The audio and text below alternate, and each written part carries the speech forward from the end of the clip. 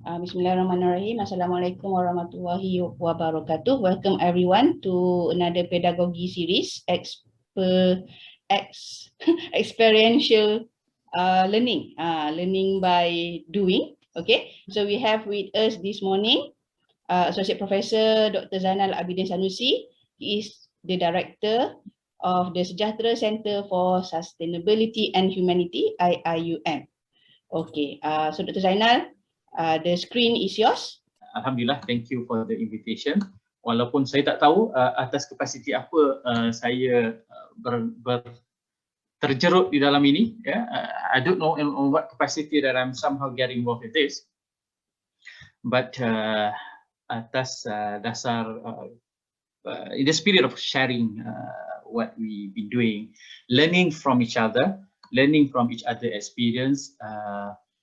Let's make this session as interactive as possible, and also try to co-learning and co-creation of knowledge. Yeah, and I assume that yang ada ni biasa, I mean those who are around is the regular customer, regular client of CPD lah kot, Dr. ni. Yeah, Suhaimi. Not only this one, so I think Suhaimi is all over. Okay, all right. On second notes, I've got to put a caveat here. I'm not an expert on this. Yeah, my understanding of experiential learning after doing some readings is, I thought it's the same thing. Yeah, the motivation that drive me to give as much as possible to the students learning experience by engagement, by pushing them to present, by pushing them to talk, to participate. That's the same understanding. Yeah, apa ni, Carl Rogers punya ke, Cobb punya tu, I don't know, I don't have that detail on that, but I just take the values, the spirit of it, yeah, which is learning by doing. Yeah, so that's my take on this. Yeah, so let me share my slide, just a little slide that I do just to illustrate a bit more, so that we have some reference point. As usual, I could not find the slide. Right, should be there. Okay, this is a slide. All right, okay.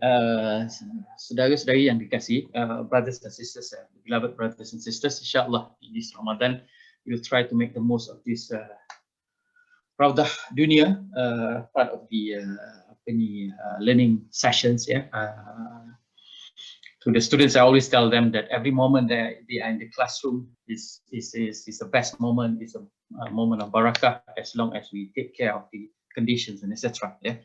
So on this topic, Dr. Zabah, Dr. Zabah nak panggil apa tahu? Nur Farah Hidah. Sorry, Nur Farah. Ya betul. Nur Farah Hidah. Ayahnya kan, sorry. Tak apa. Zabah dan Abidin. Okay, alright. Dr. Farah, yeah. To me, my general take on this is, when I was given by this topic, is that I thought the common ground that we maybe agree on is to see that if we recall kita punya learning experience daripada tadika during our nursery time until we completed our PhD, yeah, we can see that the experience is getting lonelier and lonelier.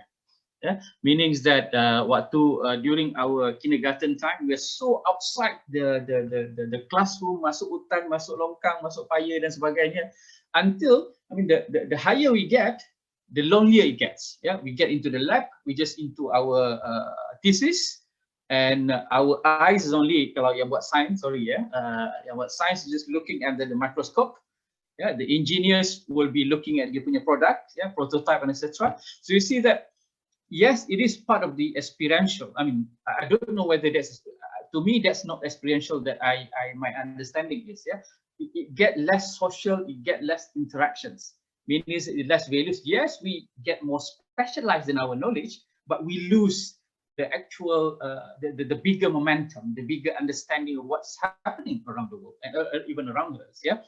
So on that note, I guess that's why we really need to somehow bring back the actual spirit, the structure, the very serious way of pushing for experiential learning. Why? Because we learn most then.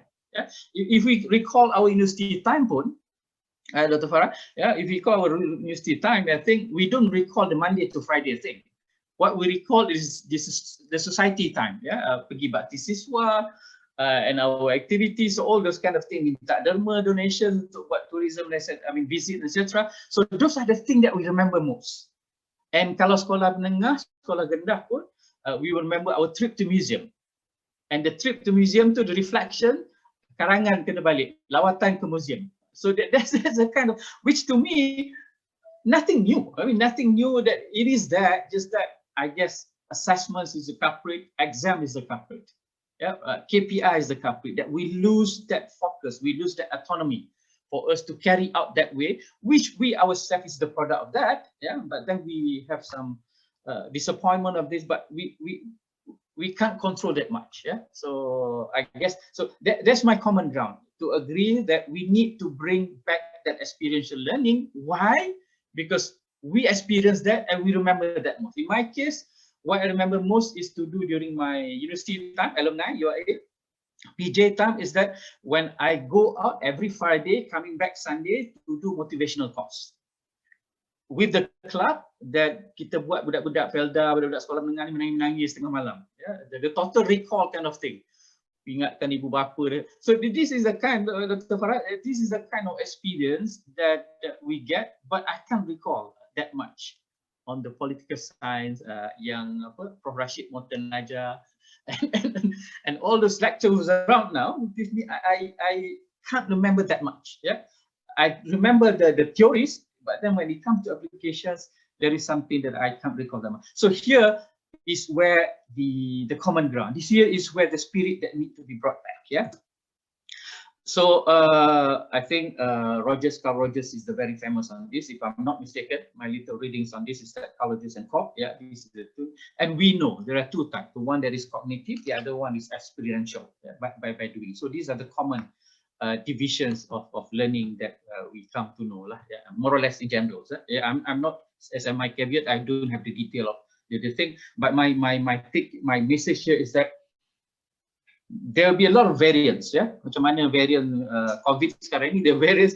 Why? Because we are in search of what is the best model now. Because we know that even though students get an A+ in any subject, we don't see translations of the values. We don't see translations of the good behavior that's supposed to be there. So we've heard action-oriented, solid-oriented, problem-based learning, student-centered, so many things. Which of course, at the end, the very essence of this program is pedagogy. But then these are the kind of different dimensions and framework to look at it.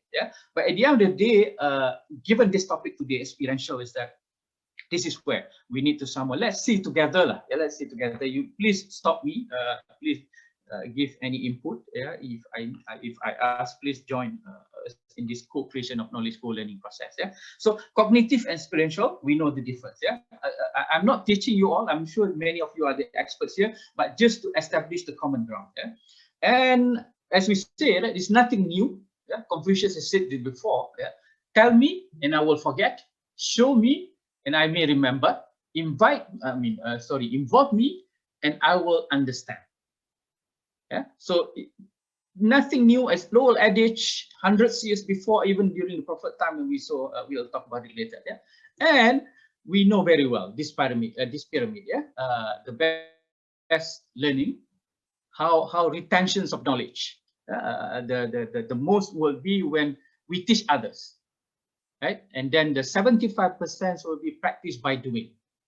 So these are common things that we know for sure. The things that is nothing new for us.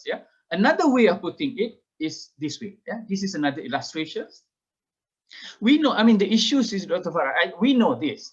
But sometimes kita ni kan lecturer kan, kita seronok pegang mic tu, lupa dah dunia lain.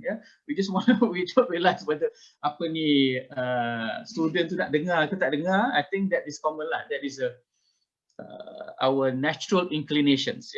Kita expect dia akan dengar dengan tegur. Nak pula online ni. During this online time lagi lah.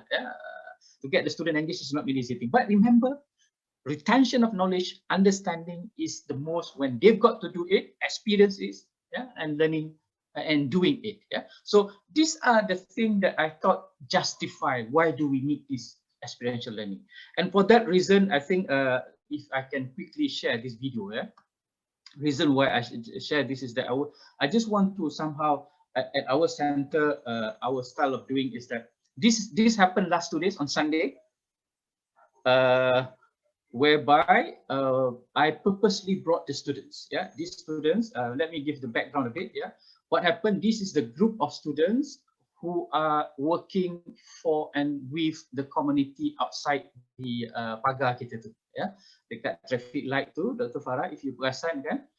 Okay, this project, Alhamdulillah, yeah, I thought this would be the very experiential learning for students who come voluntarily.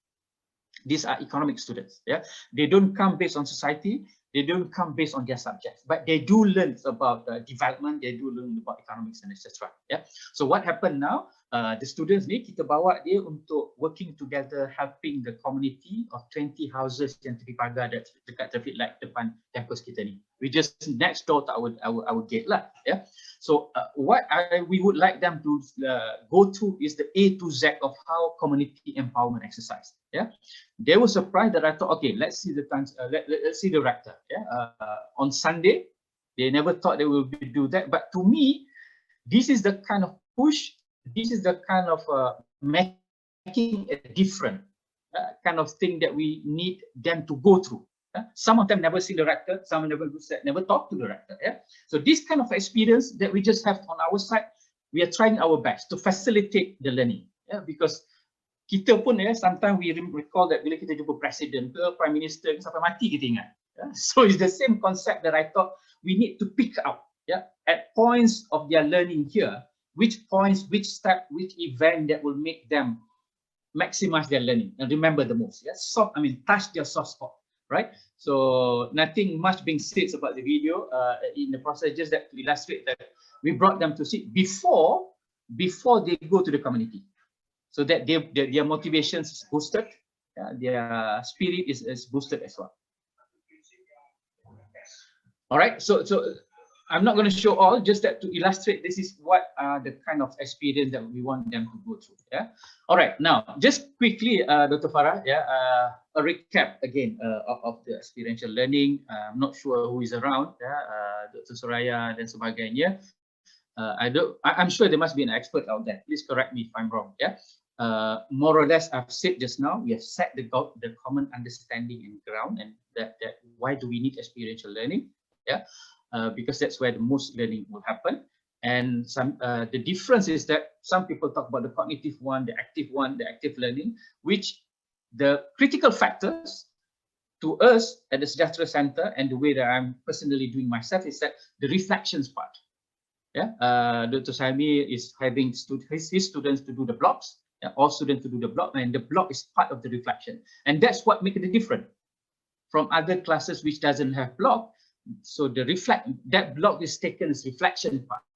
We need that reflection not just to fulfill the assessment requirement, but that reflections is a learning process. It's not just simple writing of the summary. No, it's not the summary time. It's not the summary writing, but it's the reflections. Yeah, we'll show later on. Yeah, so just to illustrate further. The emphasis on this experiential learning is, of course, we know, is the process learning and not the product. Yeah. So the students, we ask them to do the questionnaire, we ask them to do the packing of the food, and the day of itself, we get them to feel. We thought that is the most intriguing part, where the students, yeah, those who have not seen yet, gambar yang tengah tu Dr. Sami is a family that is staying at the gate. Yeah. Imagine. Kalau kita pun, imagine that how much it will touch our soft spot. It will touch our thinking. It will touch our brain. It will touch our personality. To look at this kind of learning, this kind of experience, to have this kind of experience, kalau kita ingat sampai mati lah. Yeah? And to make it more dramatic in order to increase the level of learning points, yeah, the family ini, they were kicked out from renting dekat kedai sebelah tu yang roti canai tu. Last 4 months, they shift there, right? The wife is pregnant. They've got 1 son already, right? So, and this is the kind of reflection that we will go through them. Yeah. So, maknanya we are trying our best that all single step of the process. If you follow the COP 4 cycle, there's some critics to it, but at least anyway, the reflection, the conceptions of what they go through. Yeah, to tell them it doesn't matter what will be the outcome later on. Of course, we want to get the best. Yeah, to clean up that sejahtera, jadi desa sejahtera, jadi cantik dan sebagainya. But it's not an easy thing. Why? Because that area is waiting to be evicted. So we tell them the outcome, that the final product is not really our influence, but it's our process of helping them. So what we're trying to say here is that this is, to me, this is what I interpret as experiential learning. But I know the challenge is that how much is this process is connected back to our formal curriculum? That's the challenge. Imagine it can be made possible. Yeah? The engineering student will have to solve engineering way, and this is what UNGS, that's why I'm part of the team. Yeah, economics, they know what is the economic issues back. So where is the opportunities for us to connect this in the formal classroom? The challenge of the experiential learning is that not only time that we've got to spend, but our ability to connect what the student go through and the activities that they do on Saturday, Sunday. So that's why the main push for Sejahtera Center and sustainability and the university is that mau tak mau, going to community is a compulsory thing now, because that we thought is the best platform. That is a compulsory platform that we get the student to undergo that process of experiential learning. Yeah. All right.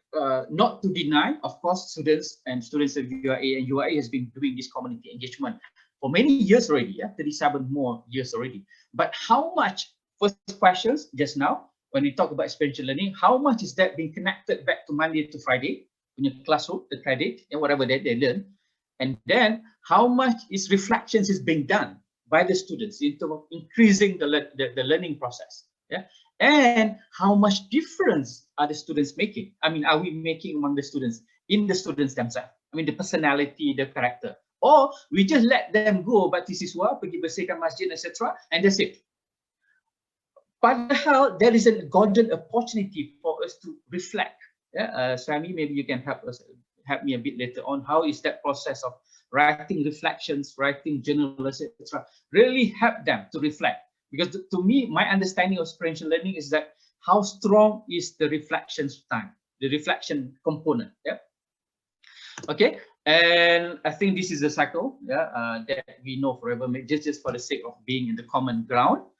That you experience, you share, you analyze, you infer, you apply again, right? So this is the common, usually referred to cycle of the experiential learning. They get to experience, pergi dekat community outside too, and then they share with the others what is their experience. They analyze, yeah, and they infer, and then they apply, and then go again. Yeah, what is the lesson, what the learning point, and do the improvement. Yeah. So those are the cycle that is, I guess, very universal.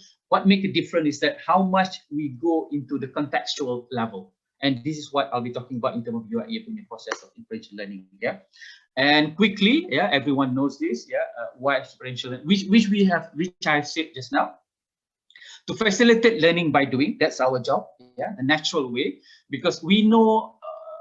I'm sure, Dr. Farah, we heard about the factory kind of learning. Yeah, students come in. We prepare them to go out as employee, yeah, from one transition to another, from one stop to another, from 1 year, 2nd year, 3rd year, 4th year, from one test to another exam to project. So it's the same argument, yeah. But now we want them to learn in a very natural way, and obviously something that they learn in the classroom now will be obsolete even next year. Yeah, knowledge has grown too fast now. Even 24 hours it may be obsolete already, yeah, especially in terms of ICT and etc. So what are we teaching? Are we teaching something that we brought into the classroom, which may not be the real reflections, or let them go outside, learn what it is outside? And that's really reality. That's a natural way of learning. Yeah, sama dia nak belajar ke tak nak belajar ke, dia pendiam tak pendiam, let them go naturally the process. Yeah. Second one, academically focused, provide the context to apply and practice new concepts. Yeah. So this is where we are not denying the need to advance knowledge. But advancing of that knowledge need to be contextualized, need to be put in the context that is right, the need of the society. Yeah, because sometimes my usual example is that we've got a technology that may be good, yeah, for the T20, while we've got M40 we got B40 people. Who is handling this T20 punya engineering, innovations need and methods and products? Who is meeting their need? Ya, kita sibuk buat nak hantar orang ke bulan misalnya, ya, but our B40 M40 hanya memerlukan mesin untuk potong kerapik. Potong pisang ya untuk jadi kerapik. This is the kind of technology that what I mean is that the kind of knowledge that we make advancements in, who is it for? Yeah? And then the other one is to make the abstract become real life. And I think this is the one that I'm trying myself to. Yeah, when we are supposed to teach the Western thinking of political science, yeah, especially yang I selalu feel bukan feel lah, dapat not a good Dr. Saya, good mark for political science is that all the political thoughts, and I thought, I'm not sure what are they talking about, but yet still, it looks to me very abstract. But imagine if we get them to see the real experience, what is happening outside there through the newspaper cutting, through the politics in America. Yeah, those are the kind of thing that we need to reflect immediately. Yeah, in my approach, my own experience is that I don't really worry now about what the Western thoughts of political science, etc., political thought, because I thought it's too far from them. We've got enough things on the plate to talk about, either from our context or especially from the Islamic perspective. And we've got to know that students can go to Google for facts, for figures and information. So in short, I think we hear this is a very cliche already. Don't teach or don't ask something that the student can answer through Google. So wisdoms and understanding and values is something that will only be acquired through experiential learning. So let's focus on that. Let's focus on that values, that focus on that wisdom, which they cannot get from the Google. Yeah. So that's why we need experiential learning. So it's for me to reflect, for us to reflect, how much is this reasoning being relevant to our context. Yeah. This is again just to highlight the one that I would like to pick up is on the reflective part. Right.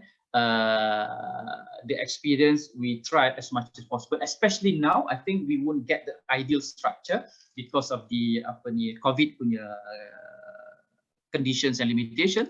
But alhamdulillah, Dr. Farah, I think the circular just out that we can bring students outside. We can get the students to do activities now. It just come out today, but with all the strict requirements. Because to us now, as lecturers, every one of us lah, bila kena mengajar online ni, tak boleh student keluar, go on the ground. Sami, alhamdulillah, kita punya NGS now, I think with that circular, we can get the student to go outside and also do groundwork. Yeah, because there's no way, to me, there's no way that you can maximize or optimize experiential learning without going outside, without touching the water, without touching the ground, without touching the sampah. No way of experiential learning. People may claim that there's so many apps in the online, there's so many apps like program and software, etc., that can make e-learning very experiential. It's not the same. Yeah? As much as we know that the touch, sentuhan cikgu tu takkan sama dengan sentuhan thumb drive ke, sentuhan program melalui laptop dan sebagainya. That's why we need to somehow push for this. So hopefully my first part is done to convince that we need to push and do this experiential learning. Yeah. And of course, yeah, it's not just by visit. Yeah, there are many platforms that can be tweaked, that can be somehow reoriented so that we can do experiential learning as well. That's my understanding. Yeah, of course, service learning, community engagement, of course, yeah, volunteering, yeah, case studies that really put on the real experience, the group project, because there's so many level of experiential learning. That experience can be individual experience, can be group experience, can be organizational experience. So it depends. Yeah, I'm sure in management, in economics, that's what I'm teaching. So there can be a case study that teach about organizational experience. In my case, a politician's experience, a political experience can be something as well. Maknanya, even though is in the classroom, is more than possible to do that. But of course, by going out is more learning point. But bringing in the case inside, it can also be used. But that's how it depends on the pedagogy. Yeah, because we know for the fact reality us kalau kami not the teachers yang co-ed ni education ni, none of us are trained for education. It depends on our own skill of becoming lecturer or learning what skill is needed as facilitators and etc. Maksudnya at the end of the day is pedagogy lah. Ya. Study abroad capstone project. So those are just an illustration. Maknanya there are many ways of doing that. Just mau tak mau that we emphasize on that part and giving less emphasis on we talking. Okay, so now I feel like making this class engaging, like doing that, but I don't think so. We only have short time, and I guess everyone is an expert. We just like collect here and there, and hopefully someone will hear a few words there, so that to make it a bit more interactive. Yeah. All right. So now I want to emphasize before I get to the practical part, operational part of this. Yeah, the critical reflection is something that is to me. Yeah. In my class, in our class, I mean, the UNGS 1201 is that reflections is 30%. You can do different way of doing it, article and etc. But it's very critical, and that's where you get to somehow student to learn. And it's very critical, especially on the subject of sustainability. There's no way that you can just teach theory on sustainability and expect it to be useful or impactful. You talk about sejahtera, you talk about sustainability, no way that you can just give the theory, not touching the ground, not reflecting the students, what do they learn, what do they see around them. Okay? So how do you want to make the reflections sticky, that word, yeah, or very engaging and very meaningful to them, is that to make it as sticky as possible, to make this as sketchy as possible, as deep as possible. How do you want to make it deep as possible? We may be able to dramatize it. We may be able to somehow trigger them on the issues that is very, very sensitive, trigger them the issues that is very critical. Yeah. Sometimes in our class, in my classroom, yeah, Dr. Farah, sometimes I force them. Yeah, I force them to think that what if we have Wan Aziza as a prime minister, or we have Ling Wan Ang as a prime minister? Is that possible? Right? They say that it's not possible, and then my way of like getting them to really experience it is that go and check the article, go and check any regulation. That's one way. Yeah? The second way that I found is that all this while they thought this question is a very sensitive question. They don't touch about it. Just sweep under the carpet. There are many issues that we thought is sensitive, but what we do then is that we're putting aside the learning opportunity, because if we talk just a mundane thing, nothing will register in their mind. So what we want is that something that touch them, challenge them, yeah? And getting them to respond, to really speak up, is something that really make them feel okay. They will remember that. Yeah. For example, now there is one student that I had last time. It was a group of 30 Malay and 1 Indian. So what I forced them to, what the Indian students to give his opinion on the Malay, on the quota and etc.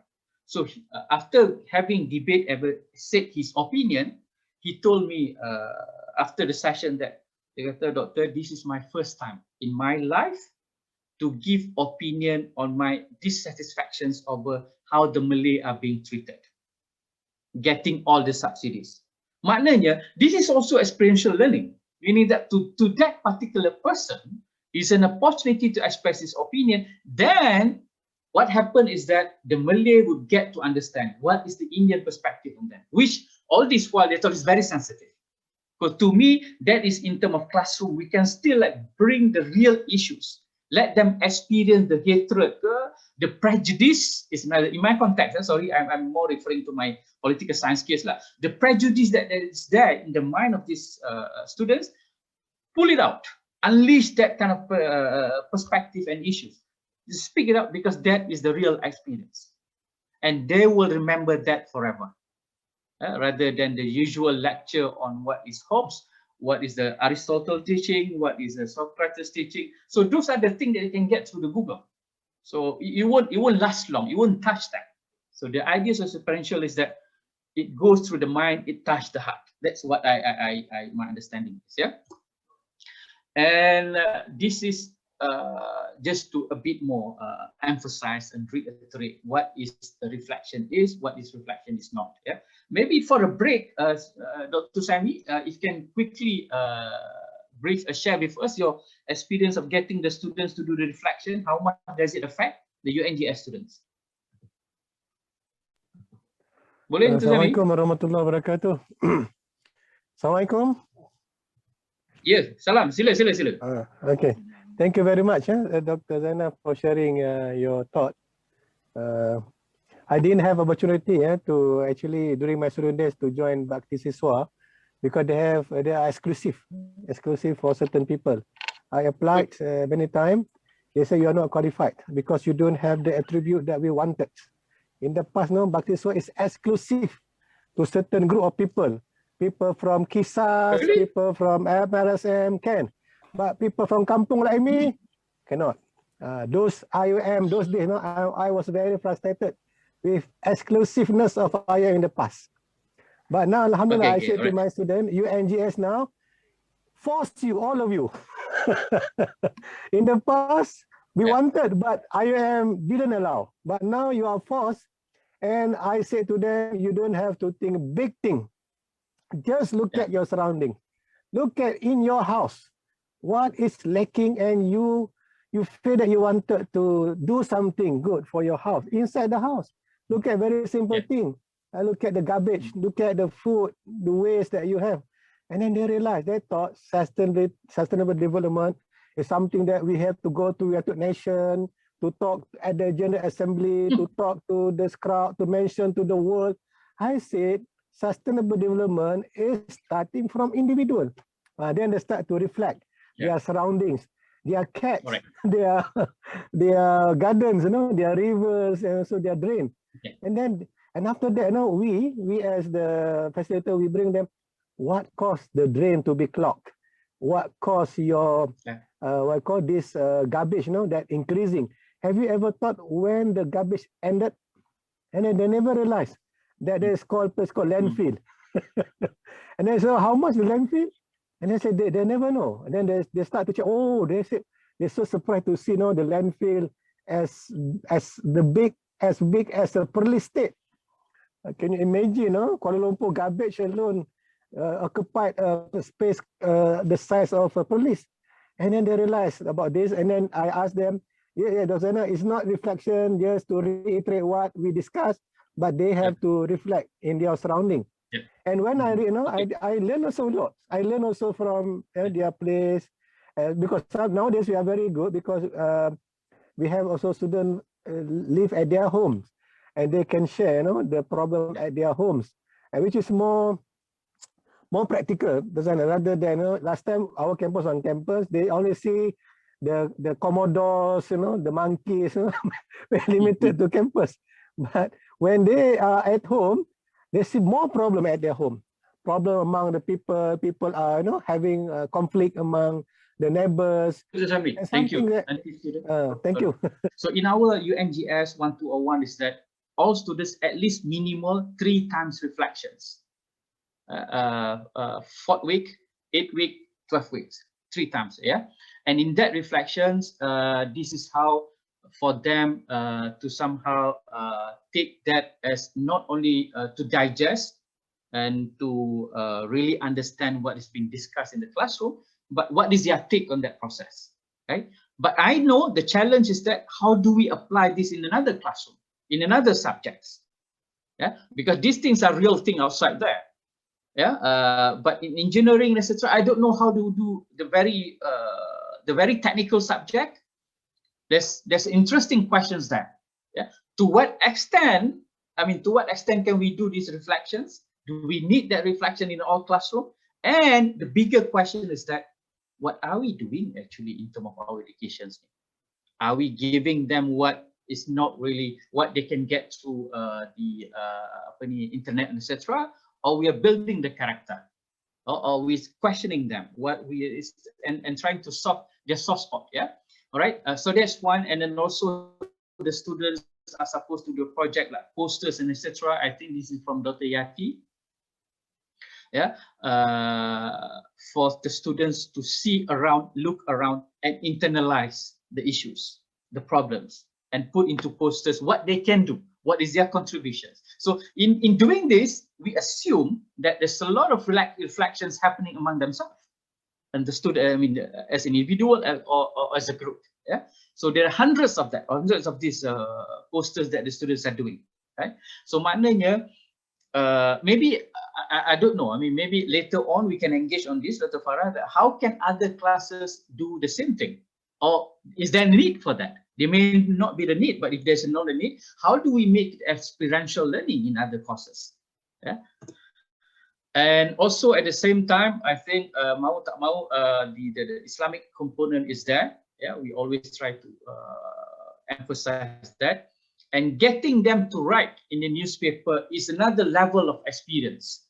Yeah, students are not very trained to do this, are not very regular in doing this, but in these classes, we push them a bit. We elevate the bar a bit, yeah, so that they meet the skill of the flair of writing, start learning about that. And amazing, yeah, given an opportunity, you will see that there will be a number of students who can write very beautifully.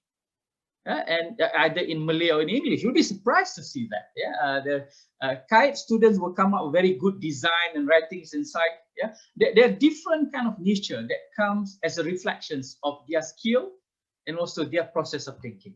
So I thought this is something that I can base my thought. Yeah, otherwise I've got nothing else compare different from the other lectures, which I think everyone experts on this. Yeah, but my highlight is just to share that how is our experience. Yeah, and these are the kind of topic, and we want that topic to really reflect reality out there. Yeah, not just a very theoretical thing that we are not sure whether it's making sense among them or not. Yeah, and then there will be videos as well. The students got to do the videos of their project proposal. Yeah, meaning that there's a lot of their own thinking. Yeah, kalau nak katakan itu student centered ke whatever, action oriented, problem based learning, it can be whatever. But our intention is, yeah, to get the student to do as much reflection as possible. Okay. All right, and then of course, before I get to the second component of my part is that kalau dalam Islam, yeah, my little understanding of this, education is tarbiyah, ta'lim, and ta'tib. Yeah, this is the part that I guess we somehow need to do our own reflection as well as a lecturer. Yeah, how many throughout our teaching experience so far, how much is the component that is on the part of ta'lim, giving the knowledge, and tarbiyah part that will make the person as a good character. Of course, we talk about murabin and etc. and ta'dib. So these are the things that can we, I mean, for the three to happen, for us to fulfill that requirement of three as a principle of Islamic education, to me, the way forward, I mean, the only way is that to really making them to go through the experiential learning. Yeah, and of course kalau ada yang biasa dengan jarisah, jarisah atau jarihas, ada yang panggil jarihas, ada yang panggil jarisah. What I would like to highlight the right one, the socialization part that will test, that will test their understanding, that will test their character. So maknanya looks like now, especially in our context in UAE, experiential learning is not an option anymore. Is a compulsory thing. It's a must thing, because you want to align with what university want, and what more with what Islamic teaching is, what Islamic education is. We just got to get them to go through the experiential learning. Yeah, and I pick up the second last point from Fardu Ain and Fardu Kifayah. Yeah, why do I highlight this? Because I think we thought that okay, Fardu Kifayah is okay lah, kalau ada someone what is fine, but Fardu Kifayah is a very strong platform for socializations. Meaning that we want to fulfill our responsibility to the community is something that you've got to learn from the beginning, even from kindergarten until university time. You've got to harness that skill. But what happened is that we emphasize more on Fardu Ain, etc., and we assume they will know. And we stop at just telling them that Semayang Jenazah is Fardu Kifayah. But we don't train them towards that. So at the end, what we got are a few people are interested in that. Because we don't take that Fardu Kifayah as part and parcel of the process, and part and parcel of to translate that, that knowledge that we got, because we assume dengan iman dan sebagainya, they will turn out to be a very good believer. That's it. But we don't do the tarbiyah part, we don't do the ta'dib part, we don't check the experiential part, we don't give them the experiential learning platforms for us to fulfill our responsibility that they do what we teach them. We do what we tell them, the ta'lim part. The tarbiyah and the ta'dib, we focus on the ta'lim, but the tarbiyah and the ta'dib is something that will come through the experiential learning. And that's where I think also can be seen as a general challenge among us, that as a Muslim, when we talk about why are we not seeing the students practicing what we teach? Yeah, we've got the subject of unicorn, 3 subjects of unicorn, 1 SDG, but we still have social issues among them, different understanding, not sufficient understanding of Islamization. Why is that happening? Yeah, to me, because we don't put that into the text. Okay, if I may be honest here. If you talk about intercultural, inter-dialogue, which is very important, amar ma'ruf nahi munkar, dakwah dan sebagainya. If in the classroom we don't challenge this, we don't test our argument, we don't test our sentence, how do we convince the non-Muslim to take Islam as the highest religion? Yeah, because dalam classroom kita tak ada non-Muslim, dalam classroom kita tak ada non-Malay, for example, just as a case. Yeah. So how are we going to get the student to go through the experiential learning, the values that we want them to get? So this is something that is lacking. This is something that is not happening, that we've got to bring them outside. Yeah? We cannot definitely not teaching da'wah a theoretical part, because this is where you've got to go through the skill, the trick and treat of it. Yeah? So here is where I think that if we see it from my humble perspective, from Islamic perspective, is experiential learning is very to us. Yeah, and then you see the sentence like baligh anni walau ayah. This is a very beautiful hadith. Yeah, sampaikan daripada situ, maknanya sangat besar. There is a strong implication from that, meaning that even a sentence, the Prophet said, please convey, and that process of convey requires you to reflect and understand first. Conveying is a part of an-amar ma'ruf nahi munkar. That's where, I mean, even with one small ayah, meanings that, but somehow we stop at just getting the knowledge and that's it. Nakib al-Altaf say knowledge is not knowledge. It's just a piece of information until it's translated into actions. Right? How do we make sure that students go and appreciate that meaning of action if you don't go through the experiential process? Yeah. Okay, and of course, the other way, the usual, my own little experience of sharing or telling or highlighting the message is that we are very familiar with hablum min Allah, hablum min nas. Yeah, but when it comes to hablum min al-alam, hablum min al-kawn is something that is a bit lacking. What does it mean is that you've got to get the student to go through the process or to undergo the actual situations.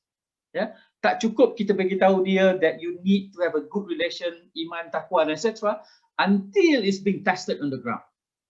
Right? Jangan sangka kita beriman selagi tak diuji, kan, Dr. Farah? So there's a common thing that we hear, tapi bukanlah pula sampai ke peringkat kita pergi kelab malam dan sebagainya to test our iman. No, that's not the kind of thing lah. Yeah. But what need to be done is that these values, this message, this learning, this skill, this competency, you cannot get it by just telling them about sustainability. You've got to talk them for sustainability. What does it mean by for sustainability? What is your actions? How do you react to that? What are you doing towards that? How are you treating the kucing? Even a small thing. How are you treating the biawak, the ikan dan sebagainya? Yeah? So get them to the ground and get them to touch the kucing and see how did they treat the kucing. Dia lari ke, dan sebagainya. Right? So this is the actual experiential learning. It looks simple, but this is the kind of message that Rahmatan Alamin that we have that I think they would appreciate more. Yeah, I'm not denying the need to tell the very big paradigm of Islamic teachings, but then our challenge is that as Muslims, how much are we putting it down to the practical level? To the extent that the world, the non-Muslim world, knows how dynamic Islamic teaching is and how comprehensive is teaching of Islam to all aspects of life. It's not just the Muslim, etc. Yeah, and also at the same time, the important one is that we are not just telling it; we want them to internalize it. Yeah. All right. So slowly getting into the context of our institutional framework. Yeah. Be practical on this to bring it down to our context, and also part and parcel of trying to understand what SAF and what is our sejahtera, framework. Yeah, we know our sejahtera is a very important component. And sejahtera again, all this while kita biasa dengar salam sejahtera. Ya, kita memang cakap Assalamualaikum, salam. Bila ada non-Muslim kita akan cakap lah salam sejahtera. Ya, padahal salam tu dah sejahtera dah maknanya tu. tak perlu pun sebenarnya kan to certain extent. Tapi that's how, and that's the only limit that we get into. We don't explore the meaning of sejahtera that also implicate not just individual, not just to give the salam, but the lifestyle, the relations with human being, the life, the economic aspect, the political aspect. There are so many components of sejahtera that makes a living, a sustainable living, and how do we bring that experience so that the students can appreciate it. At the moment, students won't appreciate sejahtera. Ya, sebab they can, they hear about tanda sejahtera ke, klinik sejahtera ke, salam sejahtera, but they don't really experience what is the challenge to the concept of sejahtera and how is sejahtera being put into practice. In Kedah, for example, they ada concept Sik Sejahtera, Kedah Sejahtera. In Terengganu, for example, they've got Gagasan Sejahtera. I'm not promoting PAS, but just to give example of how the process of how sejahtera is being put into practice, to show that we've got a very beautiful concept of sejahtera, but because we don't experience it, we don't highlight the process of getting that sejahtera, we don't really appreciate the meaning of it. Because we know, for very ultimate argument of what make the best learning is that when they can start appreciating the meaning. If they don't appreciate the meaning, there's no way that the knowledge will the retention of knowledge is high. Yeah. And so in that context, we'll see that UNESCO is also talking about the features of education. What is that features of education? What is the component inside the features of education? Is still emphasizing the same thing, that how socio-emotional aspect is being inculcated. Right? We cannot be talking about socio-emotional unless we throw them to the community, get them to be real with the society. Right? Teaching and expecting them to understand socio-emotional in the classroom, you will be limited. It's not that impossible to be limited. It's only among the peers. Yeah.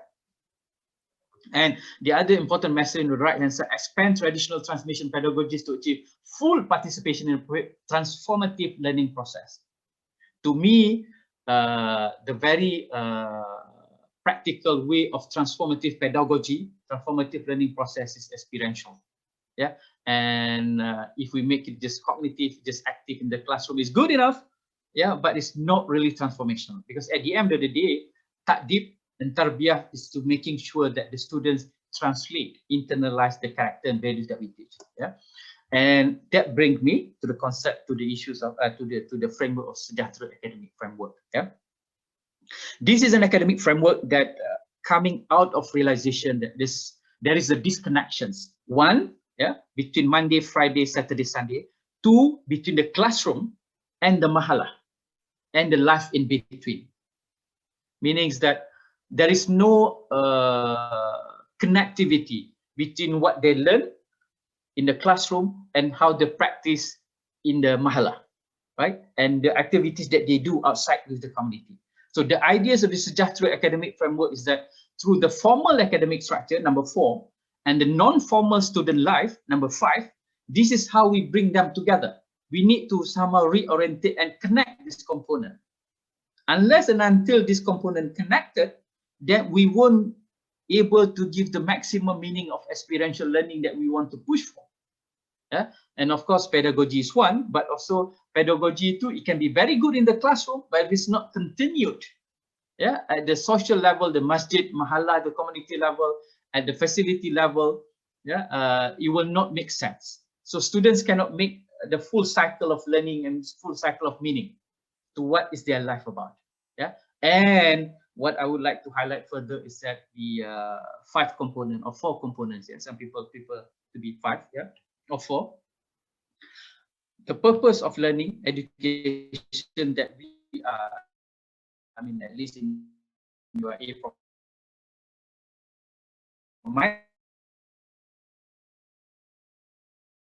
understanding is that learning to know, the knowledge part, learning other, the behavior part, the character part, and learning. But we may get much focus on learning to know, making sure that they score A in the cognitive knowledge, in the technical knowledge, but not making sure that they know how to do it, the skill.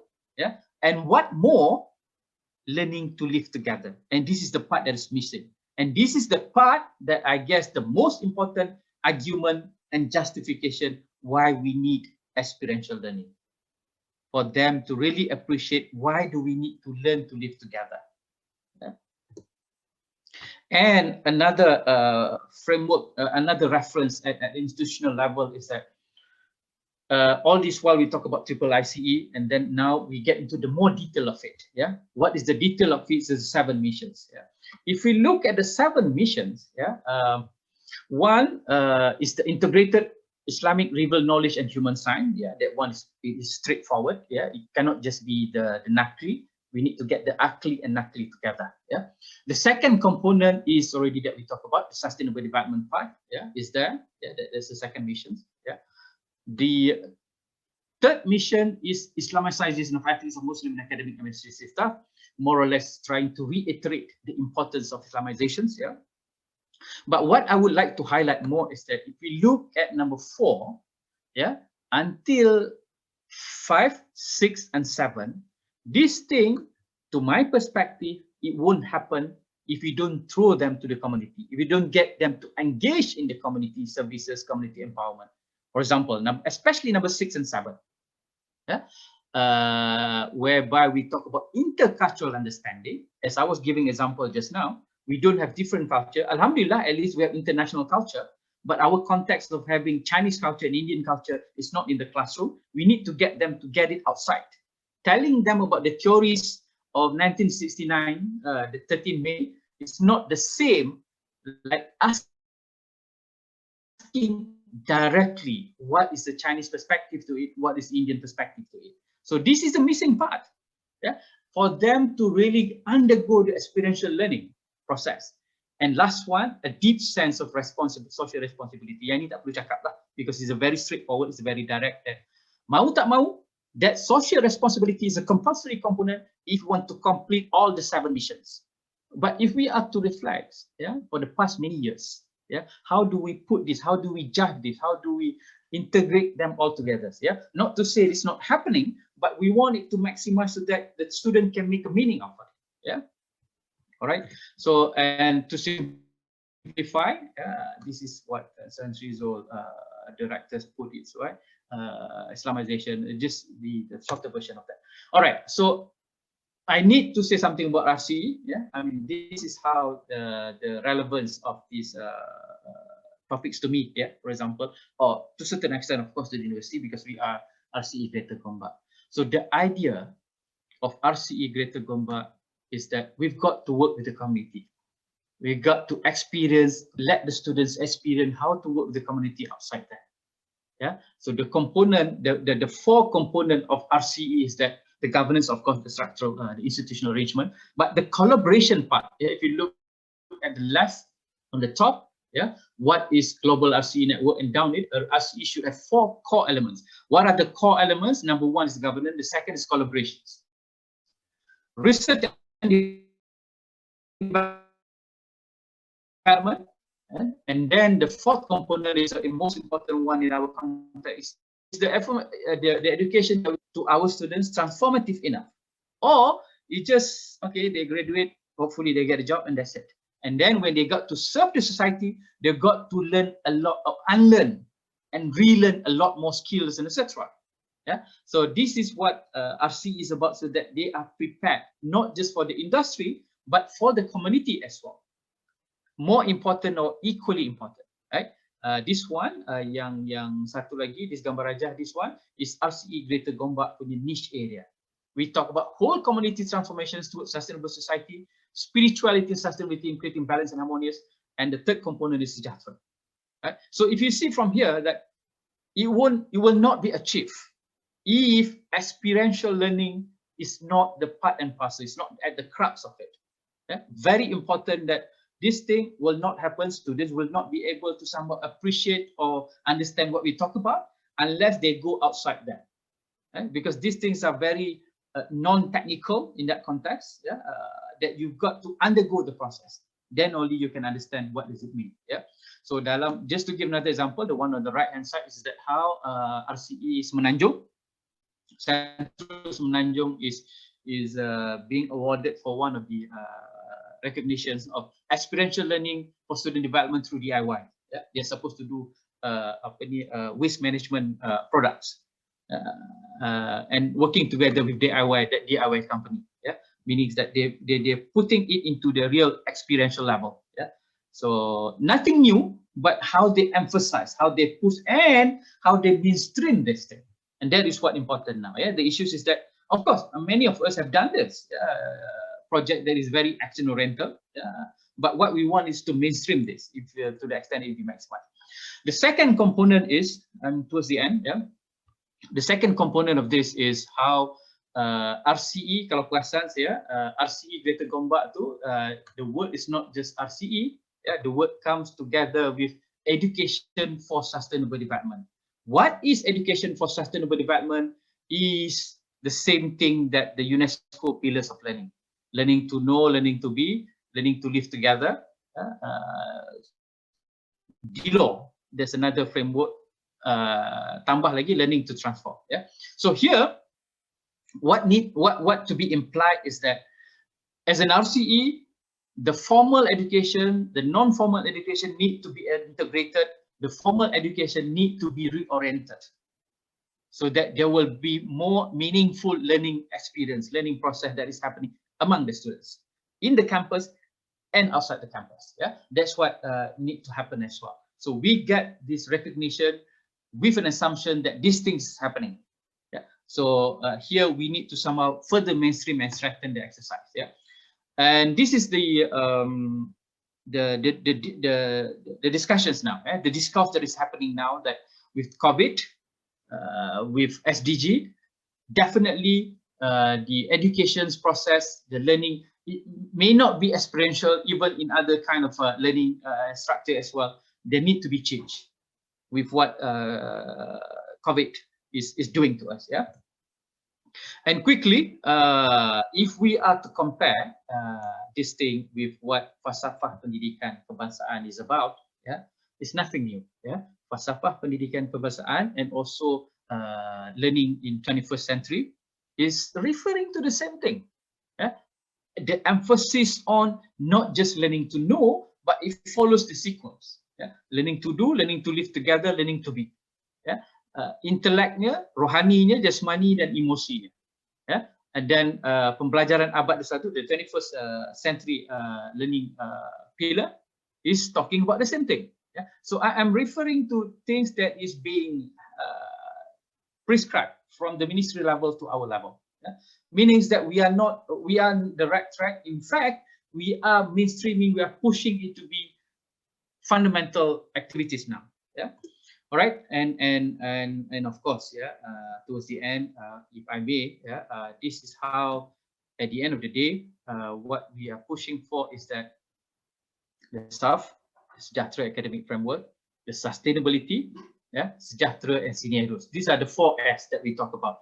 And all these 4 is also an experiential learning for UIA as well. Not just to the students' context, yeah, even for ourselves as institutions, we are doing an experiential process as well. Yeah, because there's no university yet that really push and put sejahtera as a very core framework. There might be university that put sustainability as a core framework, yeah, but as for sejahtera, there's no university that put that as a core framework other than us. Yeah. And on SAF as well, scenarios, there might be other universities. There are a few universities already put scenarios as higher priorities. But how do we get this to be cascaded down? How do we get this to be operationalized? Yeah, the essence of it, the fundamental platform is to make the learning process to be more of experiential learning. Yeah, so that we can emphasize, we can reiterate that component that we try to put, the 4 components. Yeah. And I think this is just a repetition that I can go quickly. When we talk about sejahtera, these are the components. But my highlights from here is that there are 4 components outside there: the ecological aspect, the economic aspect, the cultural and societal. This thing, you've got to go, I mean, the students got to go through the experiential process. They got to undergo it outside the classroom. So in the classroom, we can bit and pieces, yeah, here and there, as much as possible. But unless and until they really go out with the society outside there, they won't really apprehend and appreciate or internalize what does it mean. Yeah. And finally, we can talk about all these things. Yeah, we can push for this, we can bark for this, we can advocate for this, we can propagate for this. But at the end of the day, the battle is in our classroom as a lecturer, whether our pedagogy, classroom extended to outside as well, yeah, to the community activities. When we talk about pedagogy, if our pedagogy is still linear, kita seronok macam saya bercakap sekarang ni kalau dengan student lah. This one I guess is an assumption lah, hopefully. It's an assumption that I don't really getting to engage one by one. Yeah. But the most important is that the students need to see the bigger picture, the systems thinking. And this is what we emphasize on UNGS 1201. Yeah.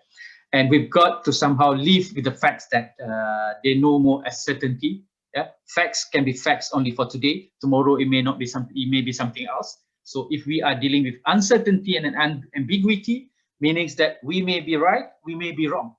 The students may be right because they may have the latest information. So that is the kind of like general rule now in the classroom. Yeah, discipline-based to shift to interdisciplinary.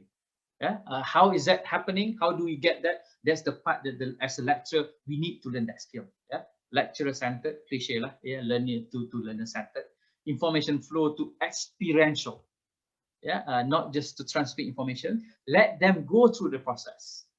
By doing it, there will be a lot of lessons from that. Yeah, it's just matter of like who student pick it up fast, how student pick it slow, and what are their inputs to depend on the character, the individuals. Yeah. Educating students to empowering students. Another way of illustrating this process of shifting from transmissive to transformative is that academic to academic and social, the both two kind of knowledge and process of learning. Yeah? Social means that before this is something that we wait until they go outside to learn about it. Yeah? Monodiscipline, repetitive of the previous one. Technocratic to participative, predictive to exploratory, said that already, certain, homogeneous, individual, less integrative to more integrative, passive, applied to use inspired. Yeah. All right. This one I can skip this one, but the next one that I would like to highlight is this is the traditional way of it. We tell what they need to know about it. Yeah. But I guess to me, what I'm trying to do my level best in my classroom is that we engage them. Start thinking about it, then only we tell the lessons. And that's where every classroom we have our engagement questions. We want them to somehow really get into the thinking mode, then we tell the message. Yeah, we don't come in to tell, okay, this is A, B, C, D, and all the technical part of it. No, right? So in my case, I really spent many times, much time, and a lot of questions and energies on getting them into immersed in the issues, asking some questions, relevant questions first. Like I was saying just now, that can a non-Muslim be a prime minister? If they can, if they cannot, how do we defend the argument that why women cannot be an imam? So this is the kind of discussion that we need to somehow get it on the table, because that will trigger a lot of thinking among them, which before this may be taken like, okay, this is the part of knowledge. This is what you need to understand. Don't question that. But here, what we want to happen is that for them to really be convinced and internalize, so that ultimately what we want is for them to be able to communicate with others, so that they are more well-versed in explaining. Yeah, because I remember there's one student was asking us in the classroom. If you remember the case of there's one person being punished in Terengganu because of LGBT punya issues, but that person, I mean that Indian student in my classroom, I have one Indian student political science, so she asked, will she be punished if it follows, if it happened in Putrajaya, in Wilayah Persekutuan? Yeah, because she heard that there's different regulations. So meaning that this is the kind of like experiential thing that we bring from outside to the classroom. But if we take this as a sensitive thing,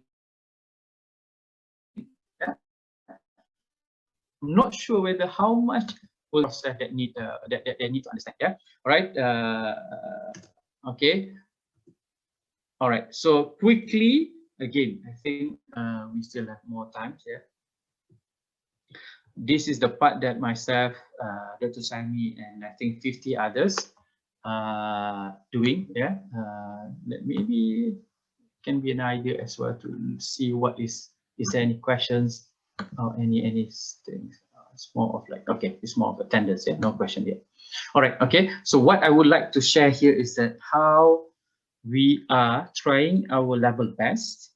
This is the second semester. Last semester, almost 2,000 students. This, alhamdulillah, a voluntary of 60 lecturers help us to teach these subjects. Yeah, it's called 1201, which to me, based on my little understanding of what experiential learning is a showcase of experiential learning. Why do I say so? Because it's very integrated.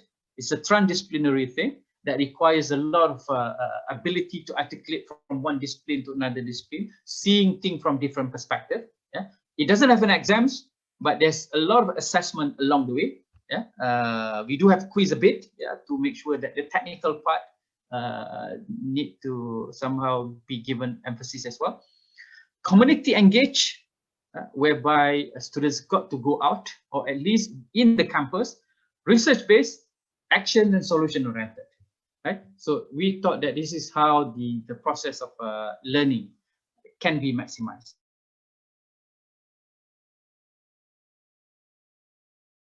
Yeah, classroom, yeah, that courses from that 2,000 students. At least there are 300 proposals that come out from them. Imagine, yeah, the students went out on the ground and they come back with proposal. They don't just go out and melawat macam kita pergi museum, etc. No, right? They need to come out with a solution as well, propose solutions. Meaning there's a lot of reflections happening there, yeah, from the diagnosis that they've done. Yeah, and there are also like 100 videos and posters and journal and article that come out of that. Yeah. All right. So my take-home message, last message. Yeah. So my last slide. Yeah. Hopefully we can spend some time on the question issues that we talked about just now. One. Yeah. The important question is, yeah, from reflection that we can do on our own.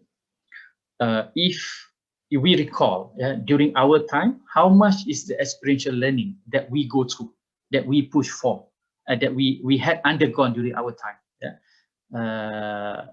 And from there, what is the result to us? Right? So now, when we are the one who's supposed to decide on pushing for how much experiential learning to take place, this is how something that we need to think about. Yeah, meaning that we, by now, I hope I highlighted enough that at least for you to give a try. If you are not into that yet, yeah, if you are into that, maybe to mainstream further. Yeah? If you are an expert on this already, please share with us. Yeah, what are the techniques later on? How to make this a very easy way of doing it? Because some of us find it very difficult. Yeah, to do this, to engage. And some of us, yesterday we had a discussion that we do have classroom whereby students are very hardly speaking. And how can we make them to speak? Yeah, panggil nama pun tak apa nak bercakap. Yeah. The second part is the third part, and how much we're going through it now. So that's something that I said just now. So the third part is that, can we teach something we haven't experienced and lead students throughout the process? What I would like to emphasize here is that we ourselves somehow need to look at the kind of knowledge that we have. Yeah, do we feel triggered to question what is happening, right? or to move towards finding the solution to it? So that's the process that needs to happen in ourselves first before we get to work with the students on experiential learning process. Yeah, what are the challenges? Yeah, of course, our own knowledge need to be dynamic. Yeah, dynamics means up to date. Yeah, and also able to somehow see from other discipline as well that we needed as well. And the second thing is that engagement. Yeah, this is something that is challenging for us to make sure it's happen, because online, like for the moment, yeah, even at the very time now that I'm speaking, so we are not sure how many mind actually engage. Yeah, maybe we are all very busy, so we would love to hear, but sometimes because of some other demands as well. But maybe that's our case. But for the students, I think there is a not gray line, but it's a tricky part, that how much we can really force, quote unquote, the student to really focus on ours. Ada yang kadang-kadang kena panggil suruh pergi tengok adik dan sebagainya, pergi kedai dan sebagainya, while having the online class. But as our effort, put as much as possible to engage. So in my class, my little class, what I'm doing is that the first 5 minutes, I get to see them. I ask them to put up the video, at least to somehow put face to the name, and then ask usual questions. I mean, they're not out of academic questions. I mean, to establish that relation, which I'm sure everyone's doing it, but as maybe as a refresher, we can see there's a lot of different. The student that we ask, dia dah mandi ke belum, dia dah makan ke belum, it makes a lot of difference. And there are evidence to show that the relationship between us and the lecturer that is built on this kind of like questions builds a lot of interest, and that the students will have higher retentions to our classroom. Online is of course by default very challenging, but for experiential learning, but we just try our best. I'm sure there are many experts on this, the apps that we talk about just now. So to me, I just talk as if we are in the real world. Though I wish to see more people on the screen, but after 1 year, I thought just be practical. Some people might be interested in our topic, some people may have other sudden engagement, but we just talk with the same motivations as much as possible, try our best. Don't let the cost plan rush us to the learning process, because sometimes to me, a bit naughty in a way that I know I can have some ideas what would come up as a main highlight, so I just focus on that one. Maybe by design, bila kita design course outline, there's a lot of things that we put there. 7 out of, I mean, maybe 7 things that we want to put in the first week or second week. First week, for example, but I just pick one point saja. But I would allow a lot of process of interactions happening, so that I just want to get the values cascaded. And of course, I would end with this. Nature is the best book, society is the best teacher. And let's share this video. Enjoy this video.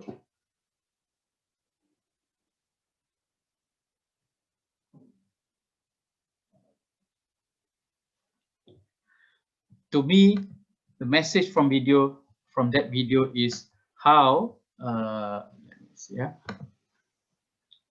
they may expect the expected things, they won't learn that much, but once dia terjatuh dalam lubang tu, they experience something, and to come out again from that lubang is what will make them a person. And that's the kind of education that we like to give them. That's the kind of preparation that we like them to be prepared with. So with that remark, Dr. Farah, I end a bit earlier, 10:20. So hopefully we can share and have some sessions that I need a lot of advice as well, how to somehow get our classroom more engaging, get to somehow maximize on experiential learning. So with that remark, saya minta maaf if there is any words that's a bit harsh. That's my mistake. Okay. Assalamualaikum warahmatullahi wabarakatuh.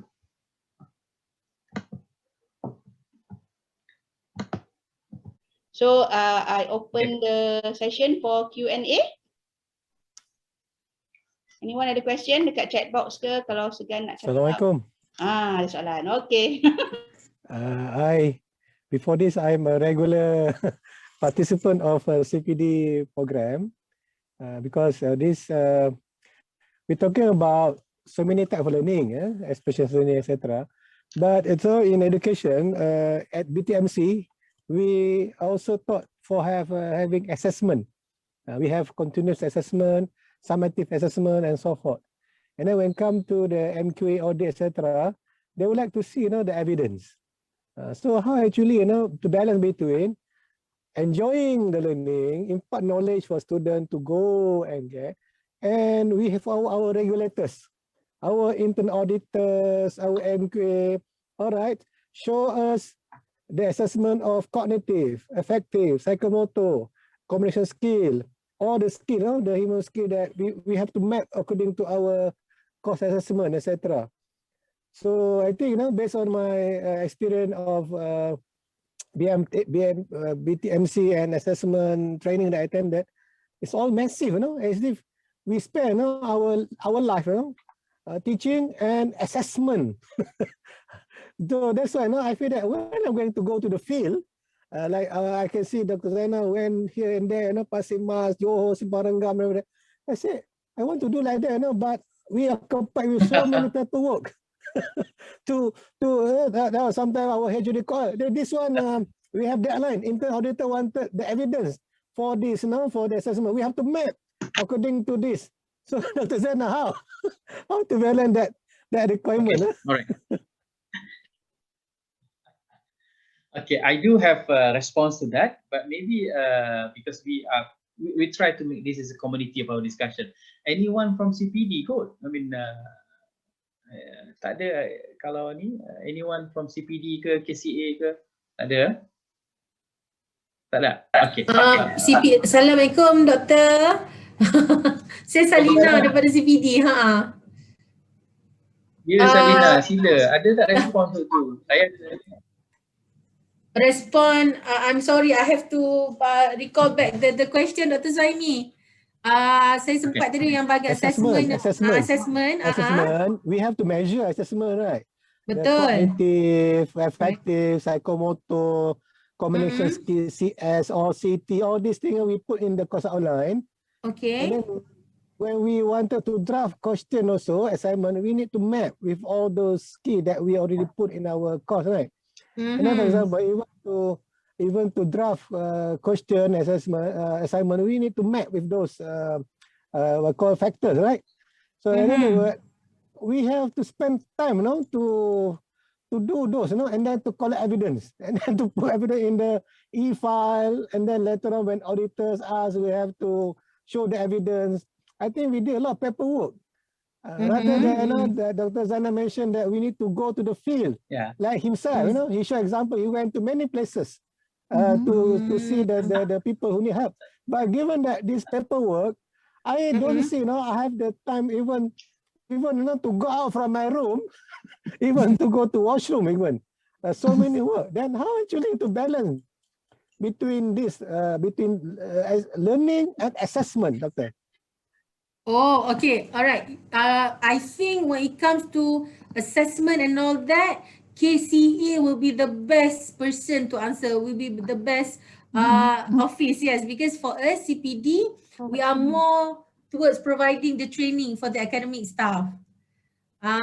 For example, like if, for example, we had before training on assessment.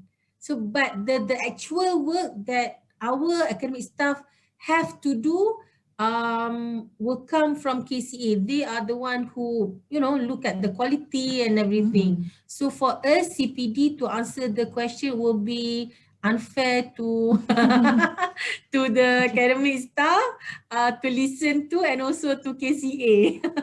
But I think, I do understand you. When theoretically, yes, it's going to be like very beautiful, but on the ground itself is going to be a different story. Yeah. I think, I can forward this to KCA, inshallah, and let us see what they are going to say about this. I'm not so sure whether they are going to answer right away ke macam mana, but at least, inshallah. Let me try to respond, and hopefully the others will speak up as well, because this is a very serious issue. It's a very big issues, issues of assessments is something that we know, it's not a new issue, we have been raising this, But what makes it more interesting in our context is that while we speak the language of try to reorientate the purpose of educations, if at the same time we are still stuck to a certain extent with the bureaucratic requirement of fulfilling a framework that may not necessarily reflect the same spirit that we are having now, right? I'm referring to Sejahtera Academic Framework, for example, yeah? How much is that requirement that is being put on us to map from one learning point to another learning outcome really reflect the spirit of autonomy that's supposed to be given to us, accountability is supposed to be given to us, yeah? And flexibility and innovation is supposed to be given to us, yeah? I have the same concern, Dr. Sabi, yeah, because when we join the department meeting, then we will be bombarded with all these requirements that we thought to a certain extent they are questioning our so-called field as well, yeah, by imposing a certain requirement in the pretext of academic quality and standard, yeah. But my concern is that we've got to make sure that the aspiration that we put forward must be aligned, or somehow the requirement that's being asked on us is to somehow to be aligned with the aspiration that they are telling us. Yeah. So I guess, okay, as an actions forward, Dr. Saimi, since you mentioned it, that I go out a lot, yeah. But at the same time, we don't leave our teaching. Yeah, we don't, as much as possible, I still maintain. But it happened, it's possible because it's online. Yeah? If it is classroom, I would not be able to do that. That's a blessing in disguise, lah. Yeah. But I would agree to a certain extent that there must be some more serious discussion as to how we need to somehow give a bit of alignment to our assessment process on the ground. I do know there are, what we want to avoid is a very direct question that allows students to cut and paste. That's very understandable, yeah. But to a certain extent, when I myself is being pushed too much on mapping, making sure the Bloom taxonomy is the one that really chasing after us, while the fact is that we've got all these ideas, we've got all this autonomy that's supposed to be given to us. Of course, it comes with accountability, but are we not being accountable? We are trying our best to be accountable, yeah. But don't, I mean, the issues is that there are somehow in between, yeah. I'm not saying a very general thing, but somehow in between there are cases whereby it makes us a bit uncomfortable because of that requirement, yeah. So I do feel that, I do experience that, and I hope, to be honest, yeah, I do hope that there'll be more discussions on this. Yeah, I mean, since my USM time coming here, and we know the students too, sama ada dia psychomotor ke, affective ke, P1, P2, macam-macam lah benda je. In the classroom, do we really give emphasis to that, or we only think about it when it comes to vetting of questions? Yeah, final exam question, barulah benda tu kena fikir, dan kita pun fikir masa mengajar kita tak kisah pun, because what we want is, to be honest, to be practical, we don't really recall that component, to map with this and that. Question nombor 1 mesti level yang senang, nombor 2 separuh senang, nombor 3 susah. So this is the kind of thing that there's a lot of challenge out there. Is learning to be structured that way. Yeah. So COP, KOLB, the experiential learning. So his model is being questioned, whether learning is hierarchical or not. Yeah. So this is the kind of thing, Dr. Saimi, that I share your concern. I hope we can hear from Dr. Suraya misalnya. Saja nak pick up nombor doktor. Anyone, any expert from Suraya here. Ya, sila. Kalau ada lah. Sorry. Sebab saya tahu Dr. Farah sibuk. I'm from medicine actually. I'm from medicine, and I teach first year and second year medical students. It is very challenging really for the professional subjects that we teach. For us at the moment, my department, we do basic sciences, basic medical sciences. But from my experience of teaching my subject, of which it is parasitology of medical importance, I don't have outdoor teaching like you do. I wish now the wheels in my head are turning what I can do. But I have, I do ask them to create posters or infographics, and I give them the leeway of using whatever resources that they have.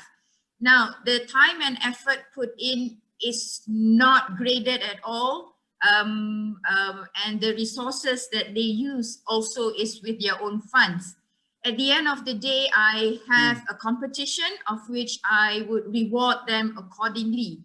Now, where do I find the time to slot this in the timetable? It is during my tutorial sessions. So by default, they would have to do revision on the topics, not only of their own topics, but other topics, the groups that are presenting. So that's just with regards to the professional subject that I'm teaching, with regards to the medical topics. I used to have the pleasure and the luxury of teaching co-curriculum subjects as well, Prof. I used to teach parenting and leadership management. Now, this is where I truly enjoy the teaching process.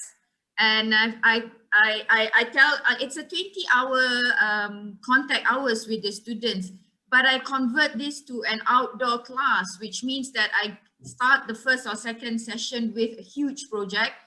And throughout the course of the project, as we prepare for the project, to me, that is the learning process, learning how to write a proposal, learning how to write a letter, learning how to make a phone call to university authorities and visitors. And at the end of the day, the project is normally within the kuliah facilities or the campus facilities, and we bring in external participants. I like school children, so I normally bring in about the primary school children. So again, it's teaching them how to handle a bunch of 12-year-olds or a bunch of 10-year-olds, making sure that they don't get lost, things like that. So the process is very interesting, and I get them to do reflective writing. So that is very satisfying for me as a teacher, and I find that that works very well for students. Yes? Yeah. Yes, Prof, that's all. All right, so I would love to get anyone to give on assessments, because maybe from here we can put up something. What Dr. said. Dr. Farah, I'll pass back to you. So thank you very much. Oh, line is bad. Putus-putus suara lah Dr. Zainal, orang kata dekat chat box. Oh, maknanya internet dekat Sejahtera ada isu. There is one issue. Dr. Zainal. Alamak. Suara saya okey kan? Tak putus-putus kan? Suara Dr. Ada okey. Suara Dr. Zainal tak berapa sejahtera bunyinya. Tak berapa sejahtera. Aduh. Lain tak sejahtera. Tak berapa sejahtera. Alamak. Dekat masjid tu. Dekat masjid tak sejahtera. Lain sejahtera tak sejahtera. Saya dengar lah. Lain sejahtera tak sejahtera. Office dia tak. Saya sejahtera. Okay, so okay, Dr. Farah, pass back to you. Okay, so if there is no more question, thank you again Dr. Zainal for a very inspiring talk, saya rasa. Sorry that I have to go away for a while for the class. So thank you very much sebab agree to give this talk, and insyaAllah we will give this video to the participants later. And the slides boleh Dr. Zainal? Slide sekali? Boleh. Okay, nanti email pada training CPD ya. So yes, so thank you very much for joining this session, and let's end this talk with Tasbih Kifarah and Surah Al-As.